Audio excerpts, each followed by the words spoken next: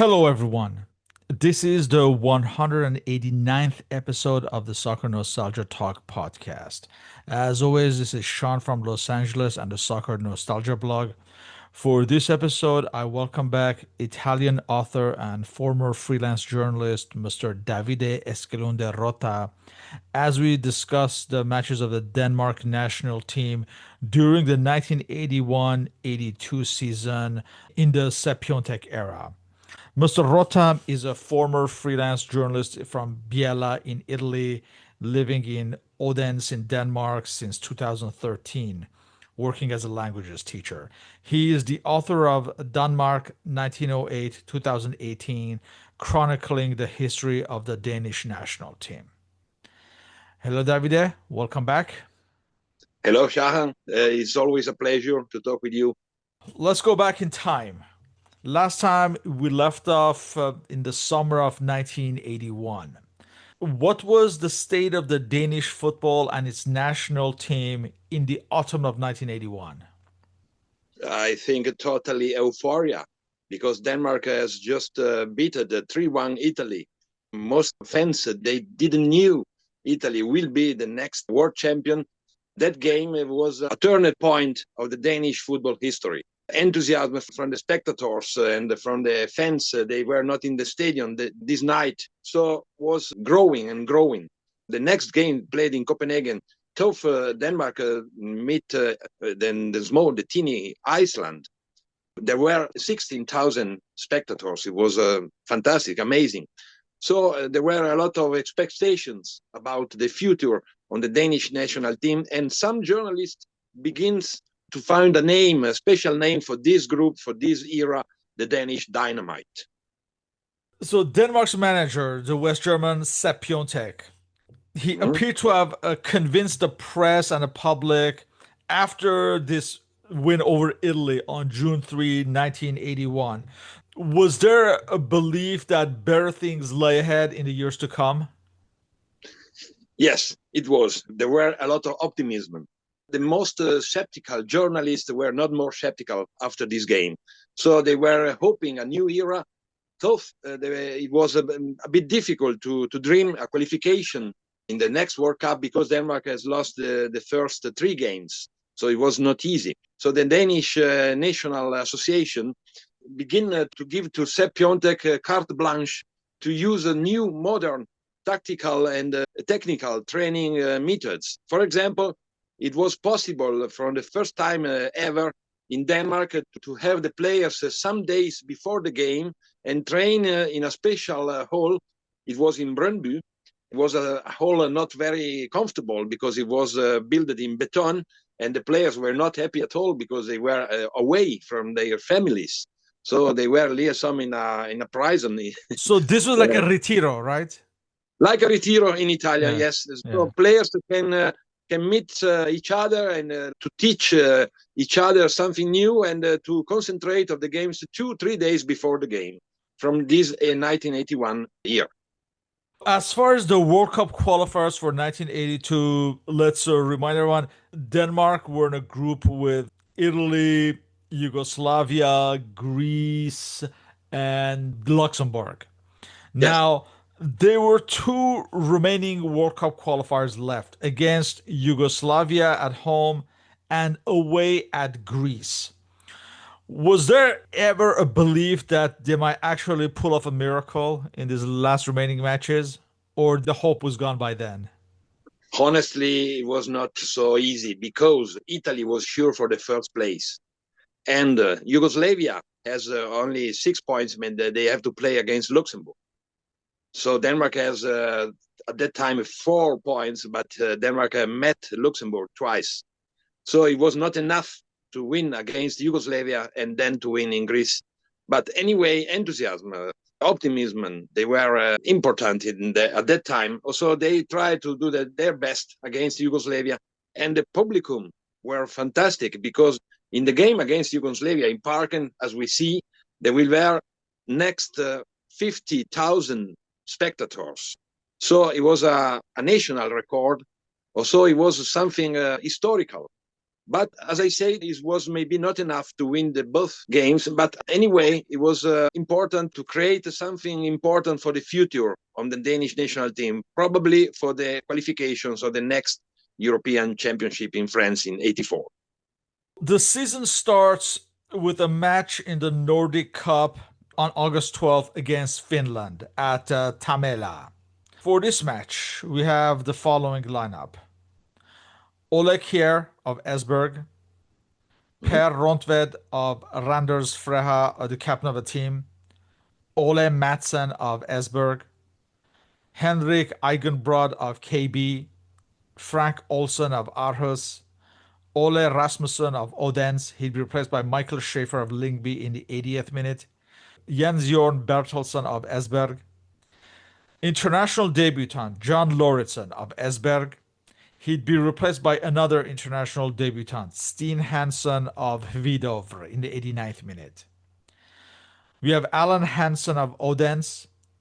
He'd be replaced by international debutant Michael Manike of Hvidovre, who would later join Benfica. Lars Lundqvist of Aarhus.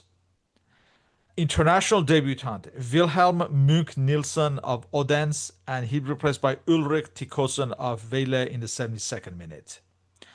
So this match that I have not been able to find any footage from, Denmark wins 2-1.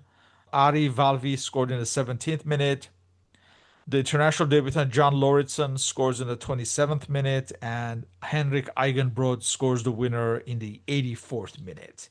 From these new cap players against Finland, only John Lauritsen would remain in the setup, despite never really being first choice all the time. What can you say about his status at this point? Yeah, John Lauritsen was a very, very interesting player. He was an offensive midfield, but he was also good as a second attack player. He was playing in Esbjerg, but not for long, because the next year in '82 moved to Espanyol Barcelona in Spain. He was a And technical, remained there for many, many years. Yeah. yes, and he made for many, many years. He was an idol. He was nicknamed El Vikingo because the first picture was with Vikings costume. And he was very, very glad to play in Spain. But at that point, he was almost new. And he was one of the four debut new capped players against Finland. The game was played in Tammela, which is the Swedish name of Tampere. Maybe the town is most known from Tampere because in Finland were the Finnish champion Ilves Tampere in '84, and he played also in European Cups. Denmark won 2-1 with four new capped players. The one was, as said, Johnny Lauritsen. And then we had Michael Manike, a very, very tall attack player, later in Benfica, Lisbon, in Portugal. Wilhelm Munk Nielsen was from OB, Odense. He was not effective abroad, but he was back in Denmark very, very soon. And then another player from Villava, he was Stan Hansen. He was a defensive player. Denmark was in the middle of some experiments because Sepp Piontek used this tournament, the Nordic Cup, it was the last edition, just to test players from the local first league, then local Liga, not players from abroad, from Germany, from Holland, from England, for example. So only local players, but he was a bit disappointed. After they win 2-1 with the goals of Lauritsen and Eigenbrod. Eigenbrod was another player ready to move abroad in Holland in AZ 67 of Alkmaar, new finalist of the UEFA Cup.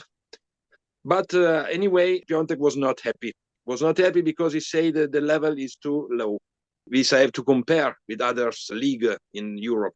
So he asked to many players to be very, very soon, very, very fast to find a contract outside Denmark, out of Denmark, because they have to improve their quality, their skills.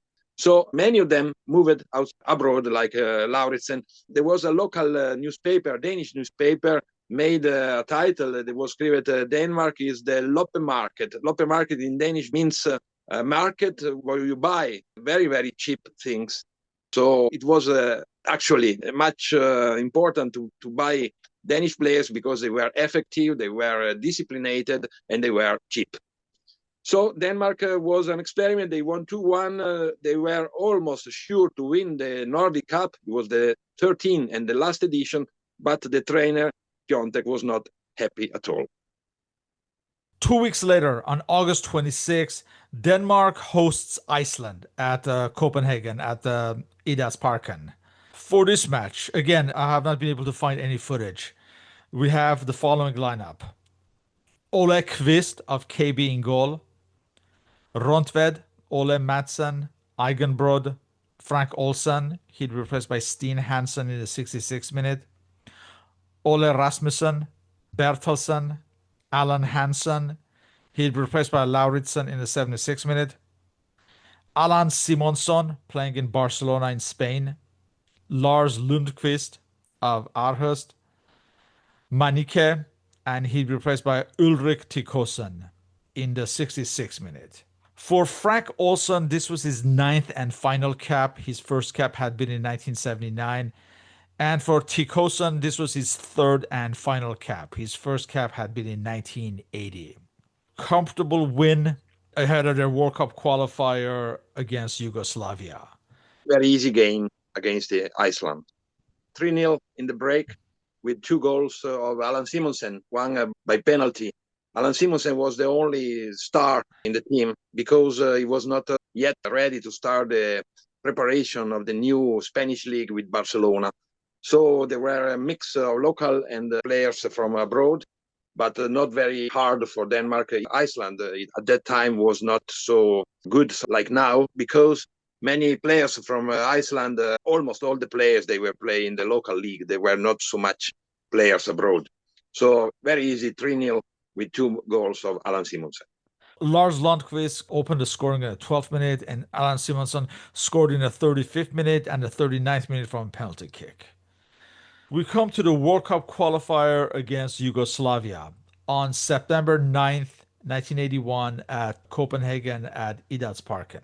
Let's mention some of the players for Yugoslavia. You have Dragan Pantelic in goal, Zlatko Vujovic, Vladimir Petrovic, Vahid Halilhodzic, Ivica Suryak, managed by the legendary Miljan Miljanic. So a good team who would qualify for the World Cup. For Denmark, we have the following lineup: Ole Kvist, Ole Rasmussen, Stan Ziegler of Ajax, Per Rontved, captain of the team, Ole Madsen, Bertelsen, Soren Lerby of Ajax, Frank Arnesen, playing in Valencia in Spain, Alan Simonsson, Lars Bastrup of Hamburg in West Germany, and Preben Elker, playing in Lokeren in Belgium. Yugoslavia would take the lead early in the second half in the 48th minute through Zlatko Vujovic. Denmark would tie the match in the 62nd minute. A cross from the left side was punched out by Dragan Pantelic, and Elker headed in the rebound. But just a minute later, Yugoslavia took the lead again. Petrovic intercepted the ball in midfield and advanced all alone and dribbled past Kvist to score the winner. Any remaining hopes that Denmark had was over then. What was the general reaction after this match? The Danish journalists, Danish press, they were, of course, disappointed of the result. But the game, the prestation, was very, very good anyway, because when the score was 0-0, Preben Elker scored another goal, but the East German referee, Siegfried Kirchen, has made a strange decision and he annulled the goal because probably Preben Elker has pushed a bit the Yugoslavian goalkeeper Pantelic. But it was not. Pantelic was missing the ball by himself. So it was no pushing, no contact. It was incredible. So Preben Elker was very, very disappointed and unhappy about this decision. And the score was 0-0. Later, Yugoslavia scored 1 goal with a big mistake of Ole Madsen because Vujovic was very, very clever to steal the ball to Ole Madsen. But after Preben Elker scored the 1-1, it was another incredible big mistake of the experienced player, Per Rundved, because he was trying to dribble two Yugoslavian players and he made a mistake to pass the ball to Petrovic, and Petrovic has a free run to the half pitch until the goal of Ole Kvist, and he scored the 2-1 only 1 minute after the goal of Preben Elker. So it was a shock, but almost 50,000 spectators in Idrettsparken were very, very happy about the level of the Danish national team, because Yugoslavia at that point has one of the best playmakers in Europe. It was Ivica Suriak, and later Suriak played for Udinese or for Paris Saint-Germain. So Yugoslavia was one of the most respected team in Europe. Thought in the final games in the World Cup in Spain, they were a bit disappointing. But the prestation was very good, and Denmark, the performance was very good, and Denmark was the only defeat in the year 81 in this game. 2 weeks later, Denmark host Norway in the Nordic Cup, again at Copenhagen at Idrettsparken. For this match, we have the following lineup. Kvist, Ole Rasmussen, Stan Ziegler, he'll be replaced by Henrik Eigenbrod in the 28th minute. Per Rundved, captain of the team. Ole Madsen, Bertelsen, Lerby, Arnesen, Simonsson. He'd be replaced by Manike in the 83rd minute. Bastrup and Elker. This match, Denmark would win 2-1. Preben Elker scored in the 19th minute. Norway tied the match through Terje Kojedal in the 62nd minute. Frank Arnesen scored the winner on a penalty kick in the 67th minute.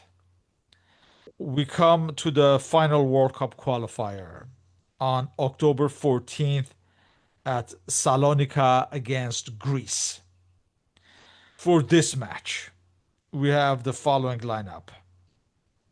Kvist, Ole Rasmussen, Ivan Nilsson of Feyenoord, Per Rundved, captain of the team, Lerby, Morten Olsen of Anderlecht in Belgium, Bertelsen, Arnesen, he'd be replaced by Stan Ziegler in the 80th minute. And for Ziegler, this was his 25th and final cap for Denmark. His first cap had been in 1971. Simonsson, Bastrup, and Elker. This match, Denmark would win 3-2 away from home to build up on the progress that they had shown in that calendar year. In the 6th minute, Søren Lerby gives Denmark the lead. On the left side, he does a combination play with Arnesen and advances to score. In the 28th minute, Arnesen scores from a free kick to give Denmark a 2-0 lead. In the second half, Greece pulls a goal back, first from a header from Anastapoulos in the 60th minute. But 2 minutes later, Denmark scored a third goal through Preben Elker. A long goal kick was headed by Simonsson in the path of the onrushing Elker, who went on to score. 5 minutes before the end, Konstantinos Kouis pulled another goal back for Greece, but Denmark won this match 3-2. It was too late for any World Cup qualification hopes, but at least it was used as a practice for the upcoming Euros qualifiers. Now, as this calendar year 1981 ended, what was the general takeaway about Denmark's performances in this particular year? It was a very, very good humor. Danish press was excited because Denmark played 9 games in 81 and won 8, only lost against Yugoslavia. The last one against Greece was not important, not very significant, because Italy and Yugoslavia, they were already qualified to World Cup in Spain. But it was a revenge because Denmark has lost 0-1 home against Greece.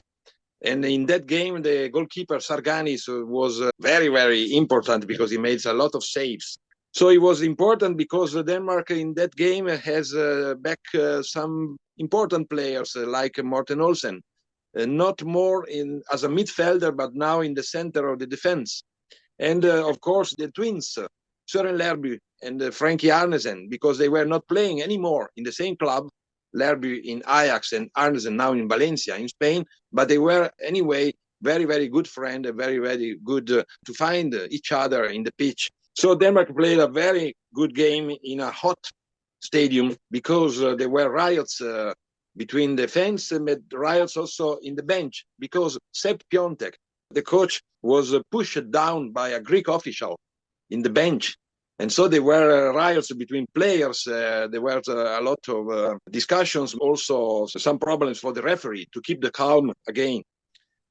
A newspaper in Denmark has made this title, "That Win Gives Courage to the Future." And it was, because Denmark was one of the second line team in Europe now.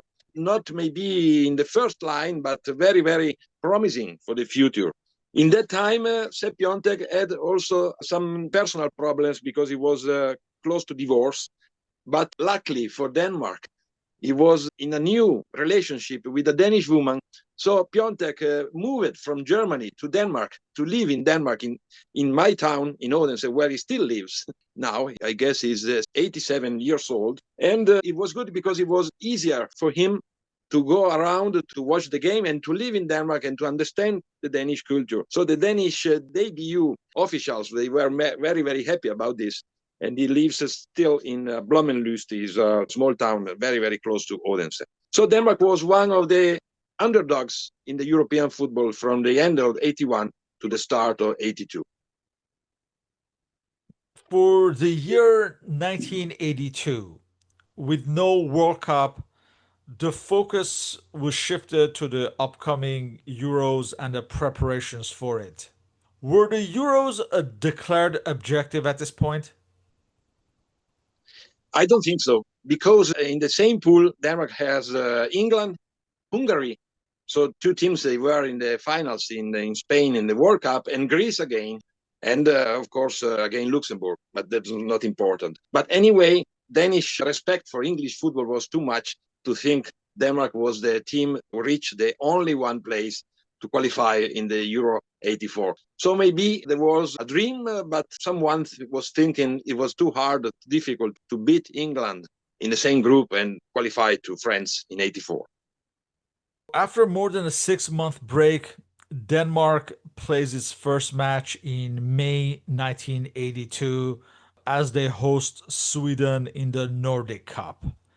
On this day, on May 5th, at Copenhagen at Idrætsparken, we have the following lineup for Denmark. Ole Kvist, making his international debut, John Sivbæk of Vejle, Ivan Nilsson, Per Rundtvedt, captain of the team, Lerby, Bertelsen, Arnesen, Lauritsen, who now had joined Espanyol in Barcelona. He's replaced by Ole Madsen in the 62nd minute. International debutant Soren Skov of Cercle Bruges in Belgium. He'd be replaced by another international debutant, Flemming Christensen of Lyngby in the 71st minute. Preben Elker, Jesper Olsen of Ajax, and he'd be replaced by Alan Hansen in the 46th minute. So this match ended as a 1-1 tie. Thomas Larsson gave Sweden the lead in the 67th minute. In the 82nd minute, Denmark tied the match. A shot, or perhaps it was a cross from the right side, struck the post. Arnesen knocked in the rebound. John Sivbæk made his debut in this match, and he would be one of the heroes of 1992. What can you say about him at this point? John Sivbæk, in the start of his career, was an offensive wing, and he was scoring a lot of goals in the Danish league with Vejle. But thanks to especially Sepp Piontek, he was moved to play as a right back in a defensive tactic, sometimes with 3-5-2, sometimes with 4-4-2. So he was very, very good in the defensive, more at his debut. But that game against Sweden, 1-1, was a strange game because there were rain weather, and because in the same afternoon, in the same night, in the TV, there were EFK Göteborg against Hamburg SV for the UEFA Cup final. So there were a lot of spectators more interested to TV games than in the same time Denmark national team against Sweden is always a big game, is always a real Nordic derby. So there were only 15,000 spectators in the stadium. Normally, when Denmark plays against Sweden, there were double 30,000 spectators. So it was a game a bit disappointing, not too much good playing. In that game, Denmark, as you say, used a lot of new players like Søren Skov, for example. Søren Skov was a promising player from Fyn, the region where he's Odense, and he was playing in Belgium, but the season later he was playing for Avellino in Italy. He was one of the first Danish players after Italian league opened again for the players from abroad. But he was disappointing in Avellino. He played 17 games and 0 goals. But in this game, Denmark anyway was almost sure to win the Nordic Cup against Sweden, Norway, and Finland. So the 1-1 was almost enough to were sure to be number one in the Nordic Cup. In the rest of the month of May, Denmark plays 2 friendlies against 2 teams who had already qualified for the World Cup, who were preparing for the World Cup, Austria and Belgium. So on May 19th, at Vienna, at Praterstadion, they face Austria. For this match, we have the following lineup. Ole Kvist, he'll be replaced by Ole Kjær in the 79th minute. Steve Beck, Soren Busk playing at MVV in the Netherlands. Per Rontved, captain of the team. Ole Madsen, Bertelsen, Arnesen, Jesper Olsen, Skov, Allen Hansen, Elker, and he'd be replaced by Flemming Christensen. Now, this match was decided early in the 3rd minute. Austria's Joseph De Giorgi scored. Austria would win this match 1-0. A week later, on May 27, at Copenhagen at Idrætsparken, Denmark host Belgium. Many familiar faces in his Belgian side: Jean-Marc Pfaffingol, Eric Gerrits, Verkouteren, Vandenberg, Kulemans. For this match, we have the following lineup. Ole Kjær in goal, Steve Beck, Busk, Rontved, captain of the team, Ole Madsen, Bertelsen, Lerby, he'd be replaced by Allan Hansen in the 46th minute, Arnesen, he'd be replaced by Flemming Christensen in the 77th minute, Bastrup, Elker, Jesper Olsen, and he'd be replaced by Soren Skov in the 46th minute. For Soren Skov, this was his 3rd and final match for Denmark. All his caps in 1982. This match, Denmark wins 1-0. Preben Elker scores in the 61st minute. So John Sivbeck went on a solo run on the right side and passed across to the right for Elker, and he shot from just inside of the box, and Denmark won 1-0. The final match of this season is again in the Nordic Cup on June 15th at Oslo at Ullevål Stadion against Norway. For this match, we have the following lineup. Ole Kjær, Ole Madsen. He'll be replaced by international debutant Henrik Jensen of Hvidovre in the 65th minute. Eigen Brod, Per Rontved, captain of the team, Steen Hansen, Bertelsen. Making his international debut, Jan Molby of Kolding. Another international debutant, Kim Ziegler of Aarhus. Another international debutant, Michael Laudrup of Brøndby. What a name. Yeah. And Allan Hansen, he replaced by Lars Lundqvist in the 65th minute. Flemming Christensen, and he replaced by another international debutant, Morten Donnerup of Aarhus in the 65th minute. As far as Henrik Jensen, this was his one and only cap for Denmark. But this match, Denmark would lose 2-1. But Michael Laudrup, the debutant, would be the one scoring for Denmark. At this point, Michael Laudrup would have been known as the son of Finn Laudrup, I imagine. He made his debut in this match, and was it self evident that even as a teenager, he was such a rare talent?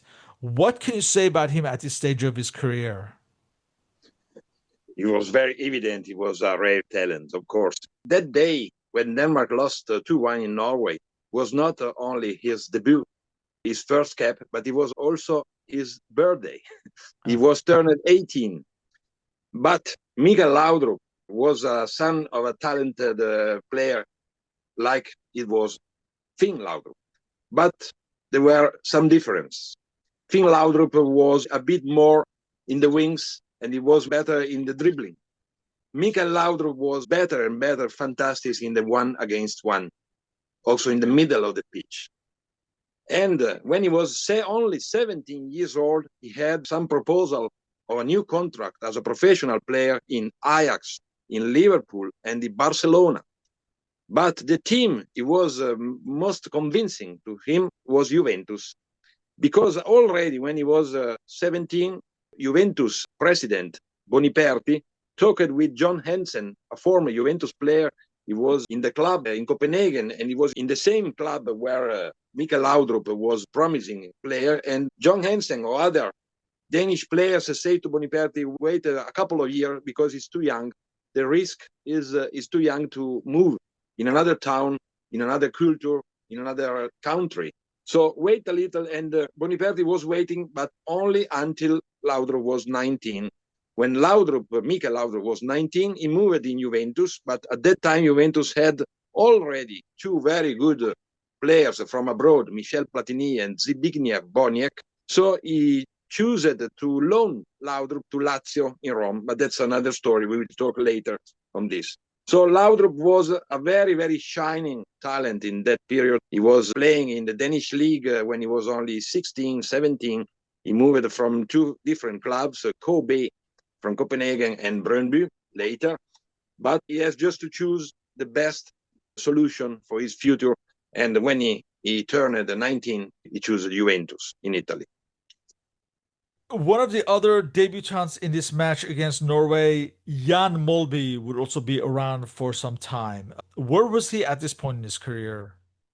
Jan Molby was developed players from the physical point of view. He was only 19 years old when he moved to Ajax in Holland, in Netherlands.